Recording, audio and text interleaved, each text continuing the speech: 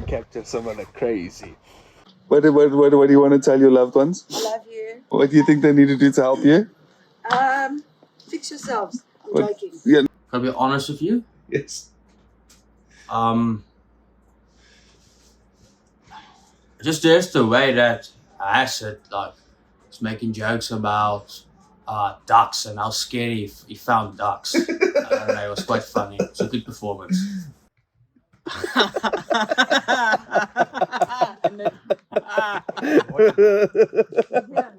Oh.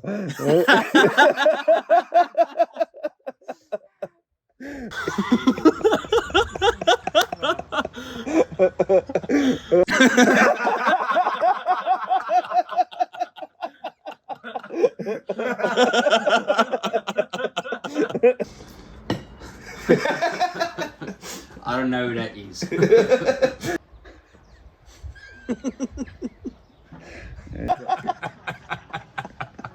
My mom wasn't watching the videos, maybe I'll say, but Yeah, man, do you want to talk to us about how you hacked into our computer system the other day? Well, you know, I was just doing silly, goofy things, and you know, a lot of people have LinkedIn. I don't even want to get into it. No idea. I heard it along the lines where My hands are clean. It wasn't me. It wasn't me. No, don't do that. Just try, you'll be okay. So what does recovery mean to you? What recovery means to me? It actually means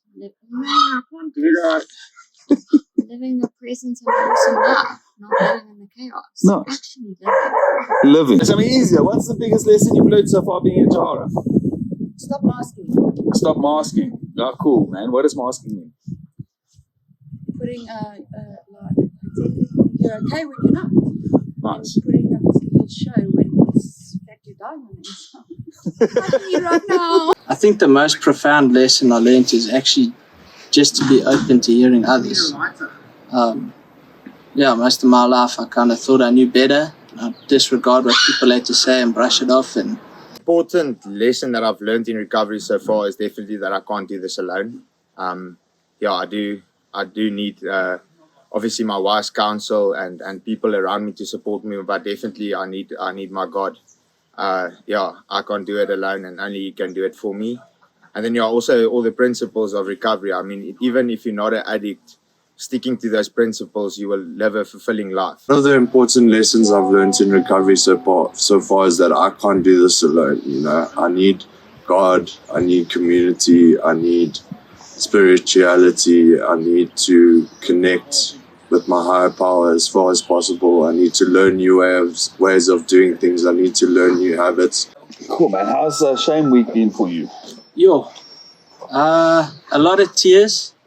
I didn't know I could cry like that before. It's been quite powerful. And I had quite a big share 2 days ago. I feel a lot lighter. I've been vulnerable.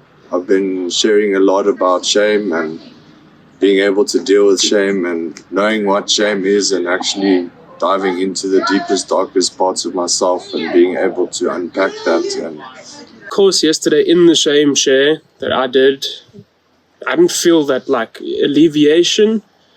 I more so felt more shame for what I'd spoken about. But waking up this morning was more like, geez, it's out in the open. I don't have to carry that with me.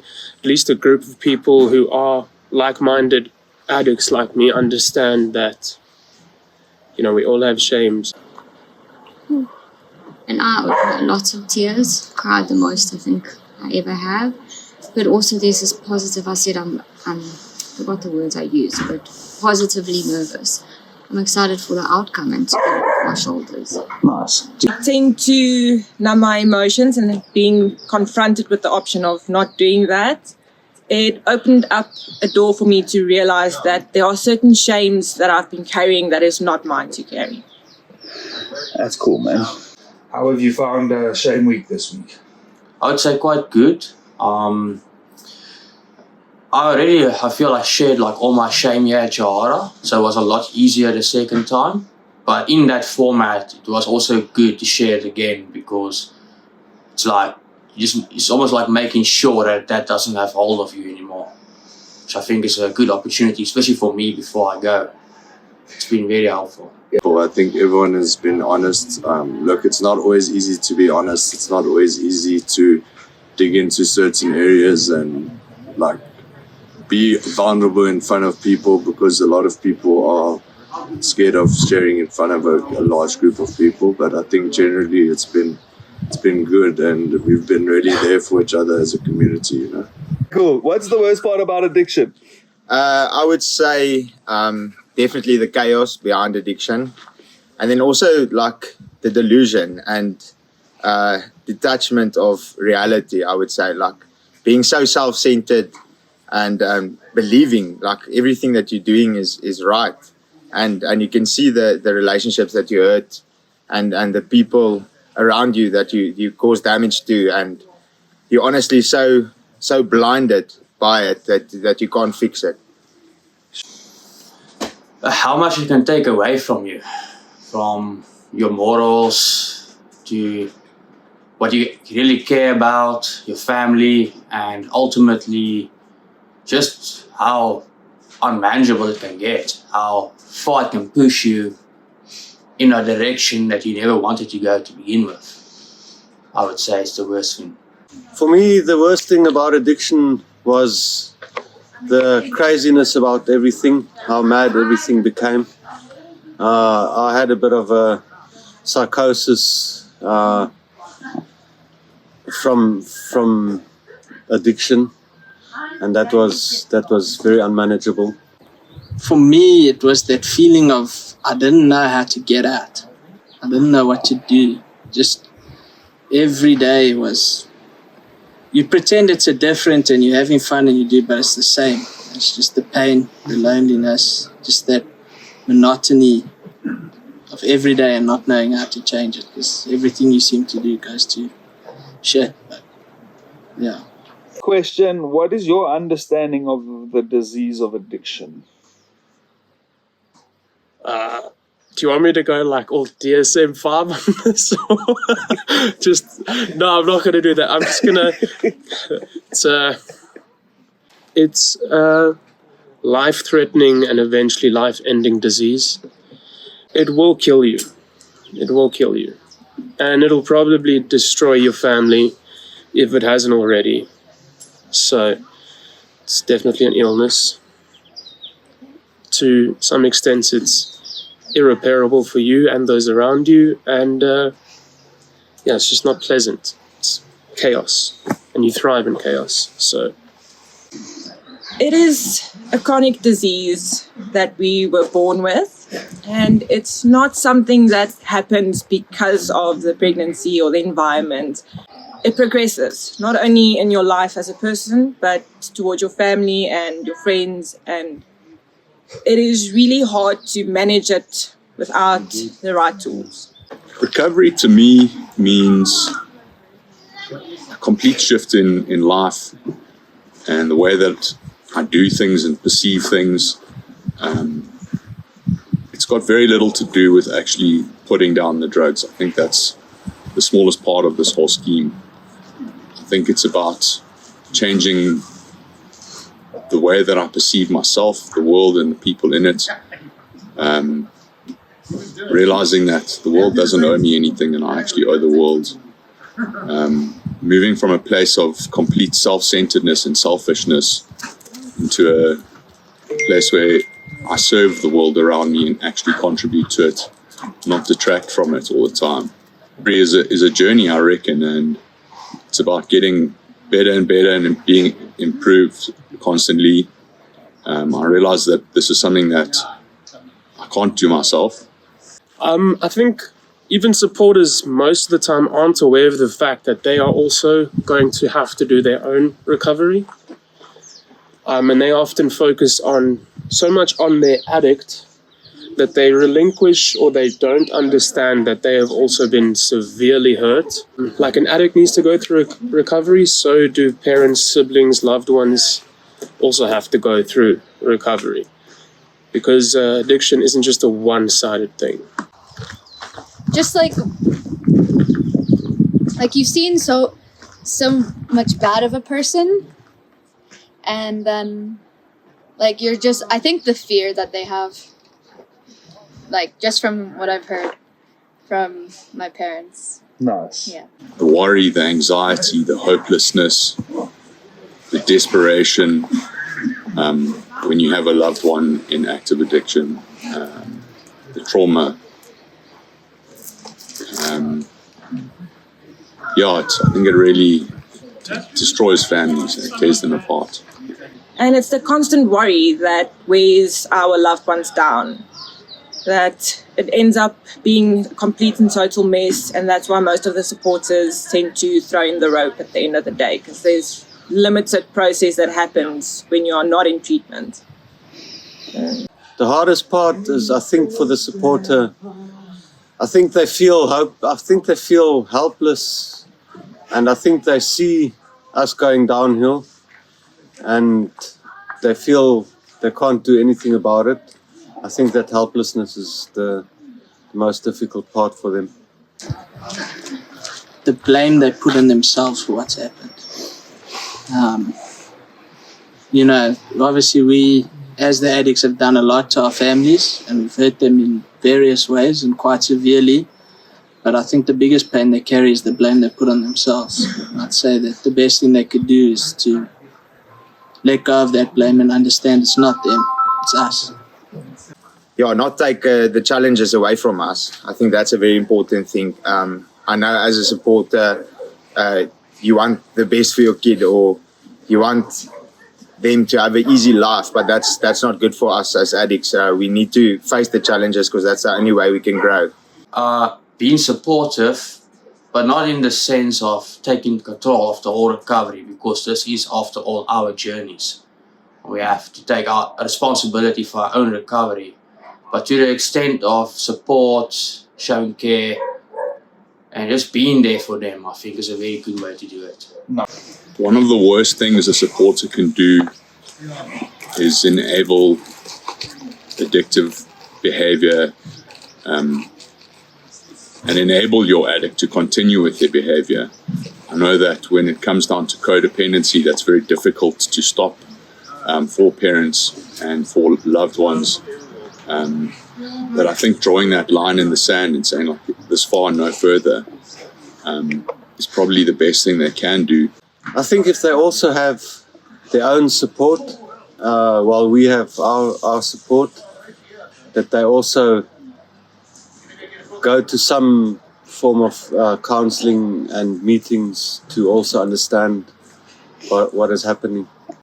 Ultimately, what would make a good support is not someone who's going to be there to prevent you from falling back into the traps you'll have in your recovery and to do everything for you on the outside, but someone who can just kind of love you, understand what you're going through, and someone who also knows when to go hands off and let myself or any other addict ride the wave, because that's, I think, one thing a lot of our supporters did with the codependency, with whoever it is, yourself and whoever your codependent is. You would always try to control the bad things from happening and prevent the outcome. So I think what makes a good supporter is just, it sounds cheesy, but surrendering the outcome.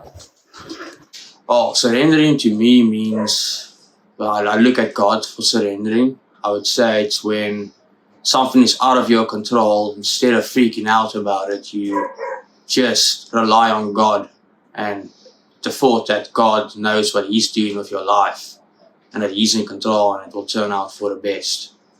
You can learn something out of it or so forth. Realizing that you were actually never in control, that's the first step. And whenever you took control into your hands, things always went haywire and you ended up feeling worse than you already were. So letting go that surrender brings a peace and serenity to you as an addict? Surrender, the first thing that comes to mind for me is that if I surrender, I don't have to fight anymore. I don't think surrender is a weak thing. I think it takes a bit of strength to surrender. In addiction, there is no chance if you want to fight. What I've learned is that the only way to win this battle is to surrender. And God is the only one who can help me win it. If you're trying to get what you want to happen, you're just self-willing things, and that's not a good way to go, because that's how I kind of operated my whole addiction. And I ended up here with Mark and Dave and the gang. So, so I lived a whole life of trying to control everything. Meanwhile, all the things around me were actually controlling me. And I was trying to solve all things for a certain outcome, which in the end really screwed me up. So I've come to terms with the fact that, in this journey that I'm going to go through, if I can't start surrendering the things that are coming my way, then it's essentially saying, I'm doing this alone.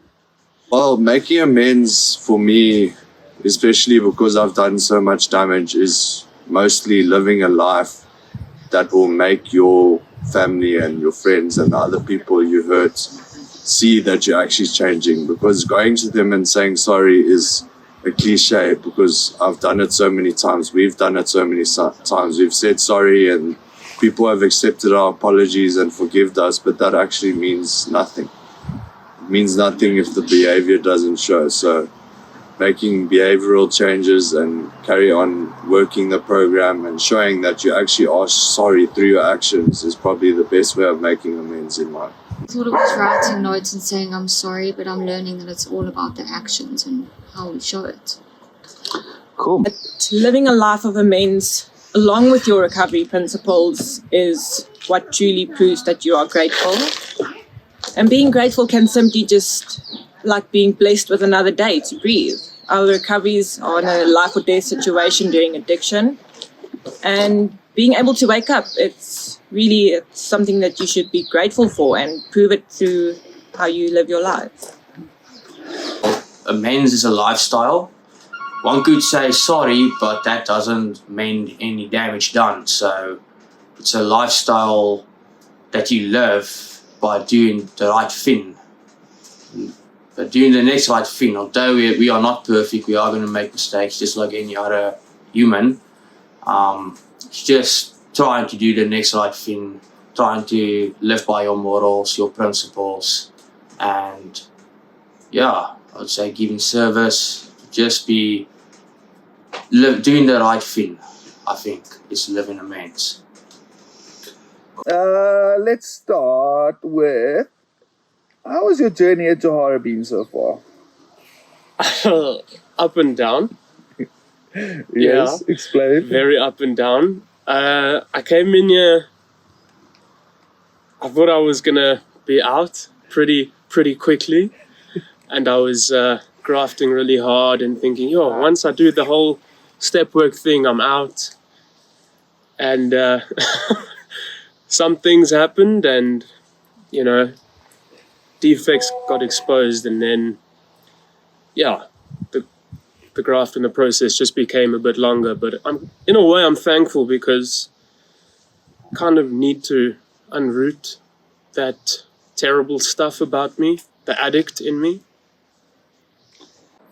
I'm going to step 6 and 7 now. Nice. And what are some of the biggest lessons that you've learned in recovery so far? Biggest lessons? There's a lot. It's hard to put it all down once. It's something that you live, it's almost like, I would say it's just the possibility of having a good, productive and happy future living with these principles, because addiction pushes you so far down the rabbit hole that life just ain't fun that way, I think. And it's just miserable, and I think recovery can really bring joy to one's life. I think that's the thing that I learned. I do see a hopeful future, and I haven't in a very long time. That is cool. And what's the message to your family?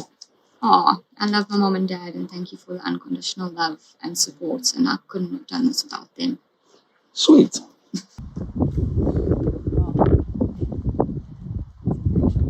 It's an action. All right. Next. Next. How do you manage a romantic relationship in recovery? Why are we doing this right now? And then how do you make amends? By showing that you are sorry Oh, nice. Okay, how long will it take you to fix? the rest of your life. Nice. Anything else you want to say to the people out there?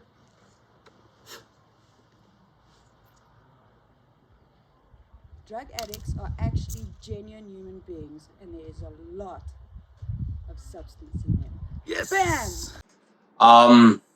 I just said I'm very grateful for this opportunity I had in Johara. I think it's been a life-changing experience, and without your support and the love and care you've shown me, I wouldn't have been here and gotten this opportunity. So I really do appreciate it, and I love you guys. If this fails, Yeah. what do you want your family to do? To phone Mark. Mark asked me if I would phone myself, and we'll do that. Yeah, I told your mom yesterday I'm not taking calls from her if you fail. I'm only taking calls from you. No, I'll definitely do that. Okay. Yeah. But we're not failing. No, we're ready to tackle. I'm ready, yeah. Yeah, I would just say we really appreciate it that you guys are taking the time to look at these videos and also get clued up on addiction. I think it's going to help us and you guys a lot because, as I said in the start, like the manipulation side around it, it will definitely help you guys to know when to draw the line and also understand addiction better, which results in understanding us better. I love you guys a lot, and September is getting closer by the day. We could change it to an earlier month, to when I go home. But I love you guys, and I won't hack into computers anymore.